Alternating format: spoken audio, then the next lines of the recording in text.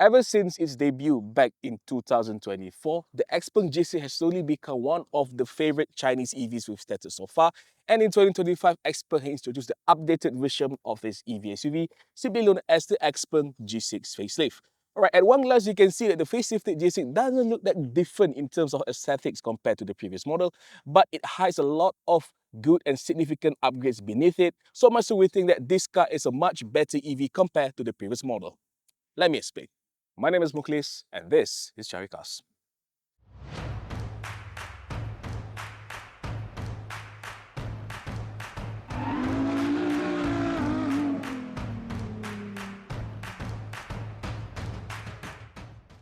Alright, let's start with the first changes XPeng made for the facelifted G6, which is in its name, because previously the G6 in our market is been known as the 580 Pro and the 755 Pro variant, which is quite confusing because those numbers are meant to represent the CLTC range for each variant. But of course, we here in Malaysia didn't use CLTC that much because instead we use WLTP standards. So as a result, they take the Tesla route where renaming the two variants for our market now simply known as the Long Range Rear-Wheel Drive Pro and the All-Wheel Drive Performance. Alright, speaking of which, this is of course the RWD Long Range Pro model, the supposed the new entry-level variant for the G6. But in terms of design, those two cars are more or less similar because up front you get, for the facelift model, you get this new full-width LED light bar, but still the actual headlights are still located down here. And the redesign front bumper also include the reposition of the XPeng badge, which now placed just above the DRI instead in the center like the previous model. But also new here, if you notice, is the new 20-inch multi-spoke alloy wheel, still shot in the Michelin Pilot Sport EV tires. And overall, the front fascia looks slightly different, but I certainly think it looks nicer, especially in this new purple color. Right, once you open up the bonnet, well, you can't find nothing here because this is, of course, the rear-wheel drive model. And in terms of powertrain, it gets some improvement also because for the facelifted model, the long-range model is now powered by a single rear-mounted electric motor rated up to 292 HP and 440 Newtons of torque, making it slightly more powerful compared to the pre-facelift 755 Pro long-range variant. But that being said, 0 to 100 for this car takes about 6.7 seconds, which is slightly slower compared to the pre-facelift model, but at least you get a slightly higher top speed of now 202 kilometers per hour. Well, some may argue that maybe those kind of figures are not that impressive, but you have to remember this is supposed to be a long-range model, and I would say 6.7 seconds for a century sprint time is quite fast, especially for this big size of a car. And the facelift treatment continues as we get to the rear part of the new G6, where you can see the tailgate has been a bit redesigned where now it features this ducktail deck lid, giving it a dual spoiler combination combined with the roof mounted spoiler. And XPeng also says they have redesigned a bit of the rear bumper accent, so the car looks just a bit sportier at the back. But despite this featuring a very rakish rear windscreen, this car still features a rear wiper where it's hidden, located just down here, so meaning that it's not really compromised on your safety whatsoever. But overall, this is still a pretty sporty coupe SUV crossover like the pre-facelift model. Right, folks, so now we're on board the facelifted XPeng G6, and the facelift treatment continues inside where you get some minor design equipment upgrades, but we're just gonna start with the new ones. Okay, the first one, it got a bigger 15.6-inch infotainment display that still support wireless Android Auto, Apple CarPlay, and streaming services like YouTube, Spotify, and it comes even with XPeng's own smart navigation system. Okay, also new here, you can see the color option because the interior now is available in either dark grey, which is this one, or light grey, so you got more options than before. And it also comes with this lots of soft touch materials and even this wood veneer trims on the front dash. But one big thing I really about is actually this thing, because you can see it now gets physical air conditioner vent. So instead of using screen to adjust the vent, you can now just adjust it by hand. So this is a very good addition. Thank you, XPeng, for hearing our complaint before. But other than that, you still get the same. Two wireless charging pad, 50-watt wireless charging pad, lots of USB-C ports. You still got the 18-speaker X Opera sound system. And you still also get the same dual spoke steering wheel with this customizable buttons, which is quite okay once you get used to it. But my complaint is that yes, you still got this 10.25-inch digital in the cluster, but you don't get any head-up display for this car. And of course, the panoramic glass roof is quite nice, but you still doesn't come with the active shutter or sunshade, and it can get quite hot on a summer day. But other than that, the cabin here still feels premium, still looks premium, and I say this is one of my favorite EV Chinese cabins despite its minimalist setup. I kind of like it. And life at the back seat of the facelifted G6 is still as spacious as before. Well, Just take a look at it. Because of it retain the still two-row five-seater form. Okay, the front seat will be adjusted to my position, and you can see I still got plenty of legroom. And surprisingly, headroom is quite ample despite the coupe roofline design. Okay, one good thing about this car is actually the back seat where there are up to 12 levels of recline levels. So it's actually reclinable. Like for example, if you want to go sit a bit upright, you can just pull it up. And if you want to lean back, you can do that as well. But other things, you get this built-in armrest here. You got two USB-C charging ports, dedicated aircon vents, and boot space also quite decent. 571 liters as standard and expandable up to 1,374 liters once you fold down these two seats. But overall, practicality is still one of the best in the mid-size EV SUV category. Right, another thing I want to highlight this time around is the integration of the XPeng mobile app, because like many other modern EVs nowadays, you can actually connect your car with your own mobile phone via the XPeng app. Okay, what does it do? Okay, you can do things like, for example, you can unlock the car remotely, and other remote function you can do. You can recondition the car, you can open up the AC immediately. You can, like for example, if you're stuck or lost in the parking lot, you can find the car with telemetric system. You can turn on the signal, the horn, just for you to help you to look for your car. But other than that, more importantly, it comes with the XPeng digital key function. So just in case you forget to bring your key fob to drive the car, you can still drive it, because once you connect your mobile device to the phone, it acts like a key card itself. So you just put your phone in the pocket. As you approach the car, it can unlock by itself. So this is one of the things that really good, because so far I've tried the experience of this app. It's quite good. And other than that, you can also summon your car. Like for example, if you park in a tight space, you can just move your car to the front a bit, just to make it easier for you to get inside. So in case you're gonna interested in buying the XPeng car, make sure you try to link your car with the XPeng mobile, because I think this is one of the better mobile companion app I have tried in any automotive brand so far.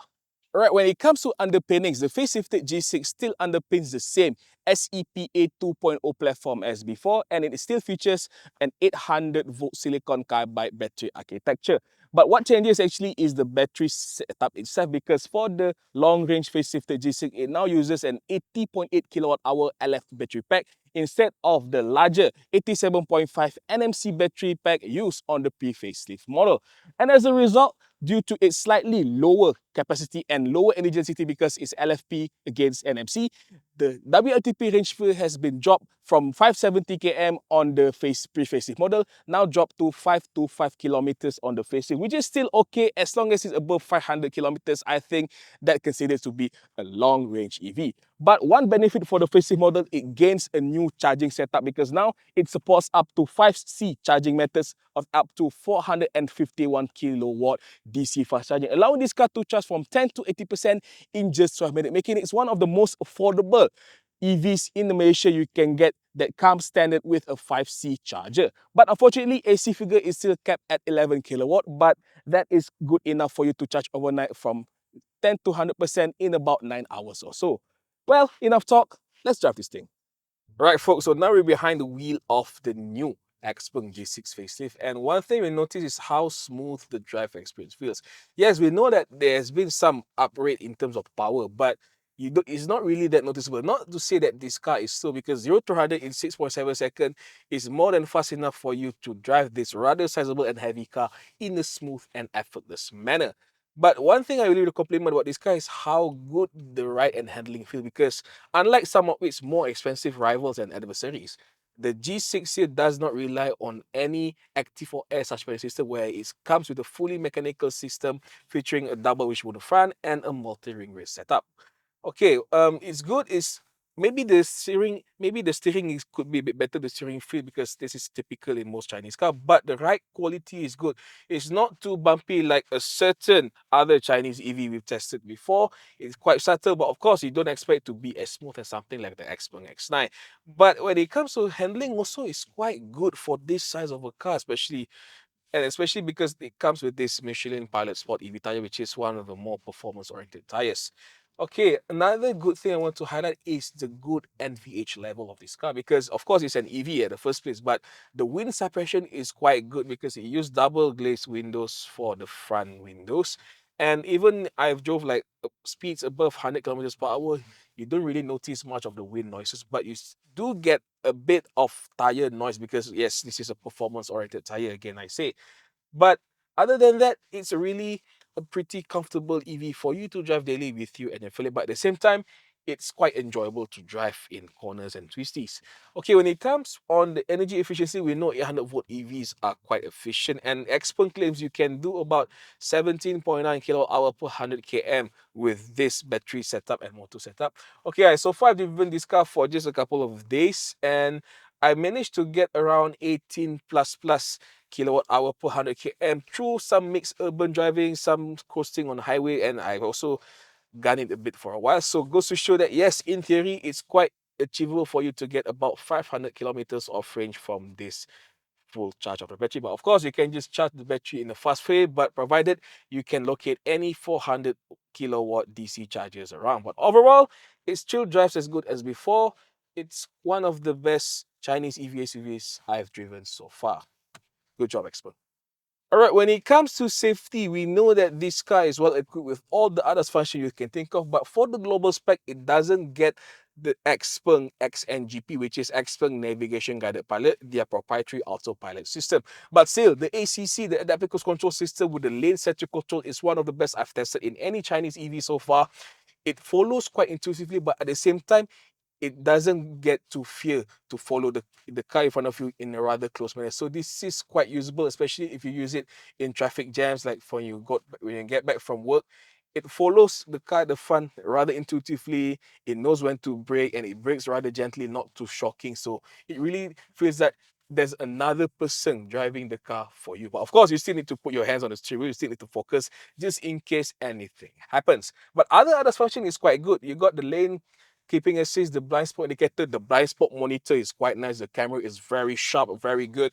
And you can actually adjust the intensity. So in case you don't want the warning to be too loud, you can adjust it, or you can even just shut it down if you wish to. And another function this car has is actually the XPeng X Pilot Auto Parking Assist, which is, of course, it's quite good. It's one of the better ones I've used so far. You can try to use it, but let's be honest, I'm not the kind of person who let the auto park function. I would rather park this car myself because you got 360 camera, you got lots of sensor at the exterior, and you even got a digital rear view mirror. So much so that you don't really need to use the auto park function. You can just park the car by yourself in very easy manner.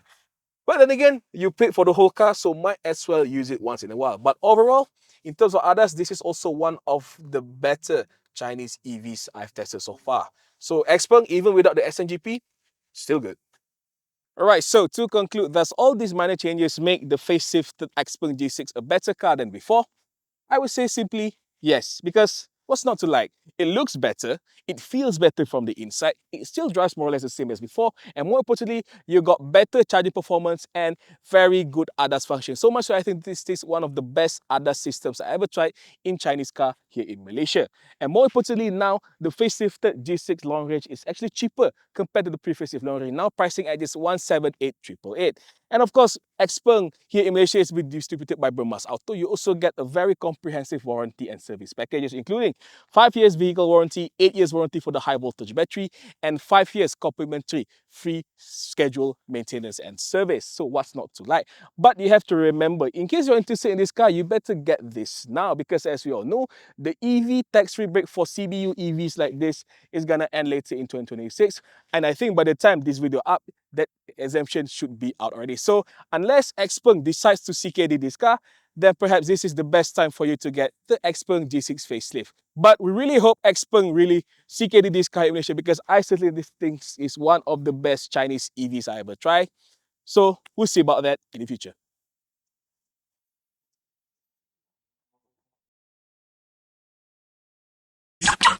Caricarz.